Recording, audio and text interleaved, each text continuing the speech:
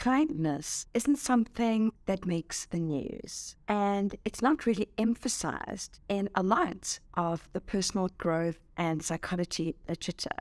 Yet, kindness could be the biggest life hack that you can possibly use to improve your health, well-being, and happiness on a daily basis. In this video, I'm going to talk about why kindness has a big and measurable impact on your health, satisfaction with life, and overall well-being. And then I'm going to give you 5 helpful tips for incorporating the practice of kindness into your daily life. I think it's fairly well understood these days that materialism in itself doesn't make you happy. Obviously, we all need a base level of stuff. I'm talking about shelter, clothing, a car to get to work, a basic level of physical comfort and stability in order to live our lives. And that is made up of material things. But once we reach that basic level, once we have the things that we need to live our lives, then buying more things and having more things is well researched and well proven to not make a difference to your happiness. There are a lot of studies out there that suggest that you have a kind of a well-being set point. You have a kind of inbuilt happiness base level, which is more genetically determined than determined by your circumstances. So pretty much like, I don't know, the color of your eyes, how tall you are, and how big your nose is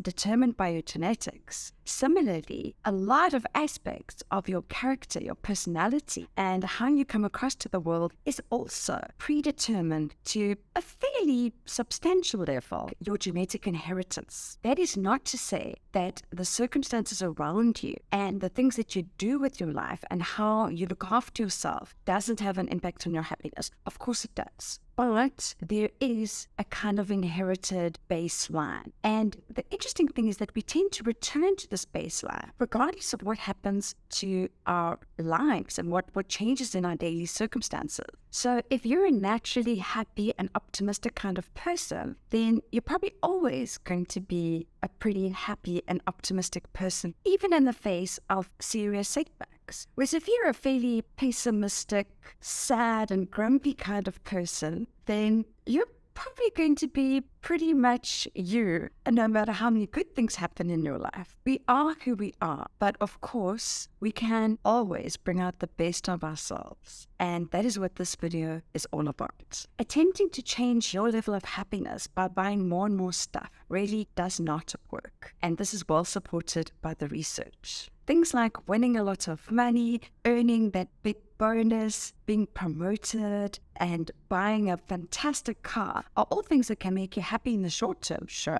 But after a while, even quite a short while, you tend to return to your pretty much set point of happiness. Interestingly, the same thing goes for bad experiences. Even when we go through life's setbacks, even things that might have a serious impact may actually affect us in the long term less than we think. That's not to say that massive life events like painful loss or a huge life change will not affect your happiness, because of course they will. But the ordinary setbacks of life, your car breaking down, not getting that promotion that you had hoped to obtain, these kinds of things often don't set you back as much as you think they will, because you feel miserable for a while, but after a reasonably short time, you return to your happiness set point once again. So the idea is that although you do have this kind of inbuilt, genetically predetermined level of happiness in your personal characteristics, in your personal makeup, but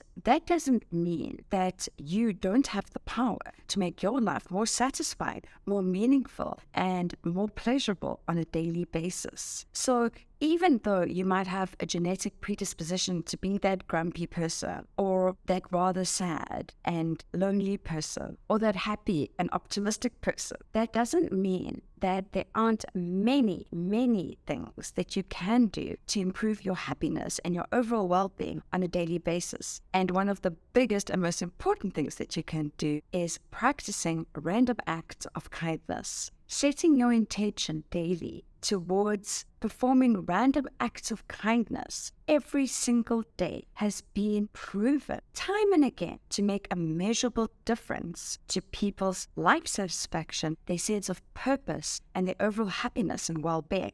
Intentional acts of kindness directly affect your well-being because they make you feel good about yourself and thus improve your self-esteem. Being intentional in your acts of kindness also makes you feel part of something. It makes you feel part of the greater community. It makes you feel part of groups of human beings. And that's really important to us. We are social creatures. Acts of kindness don't just improve your emotional well-being, they directly improve your physical health by lowering your cortisol, thus making you feel less stressed, and increasing your level of the love hormone, oxytocin, which fosters a sense of warmth and connection. You don't have to perform a million acts of kindness. Even one act of kindness every day adds up over time and makes a measurable difference to you and to others. And you know what? Research shows that if you keep count of your acts of kindness, it has an even greater benefit. Taking the time to think about, reflect upon, and add up your acts of kindness may seem a bit self-indulgent, but it's really not. It makes the whole practice much more beneficial, and it makes you more likely to keep it up.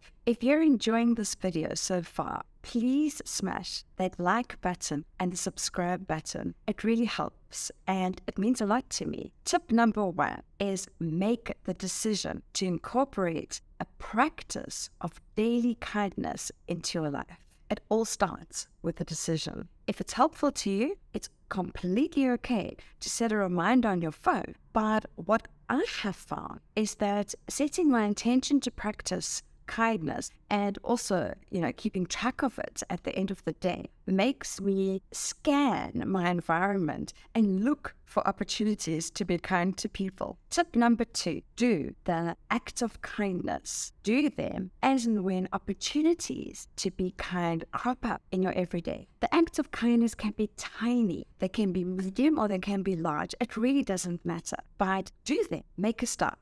Tip number 3 is count up your acts of kindness at the end of the day. My suggestion is that you keep a kindness journal. If you like, you can keep it on your phone. Personally, I like the old-fashioned pen and paper style. At first, it can seem a bit weird to, at the end of the day, remember and count up your acts of kindness, but it becomes part of your routine and you will feel the difference. Tip number 4, start to notice other people's kindness. Start to notice small acts of kindness practiced by others around you or to you during your day. Believe it or not, there is a lot of kindness in this world, much more than the media would have you to believe. Beginning to practice kindness yourself makes you far more aware that there is good in this world as well as all the negativity. Tip number 5 is be kind to yourself. Your first and most important relationship is always going to be the one that you have with yourself. So practice being kind to yourself while you practice being kind to others. I truly believe that many, if not most people, already practice kindness as a daily part of their lives, but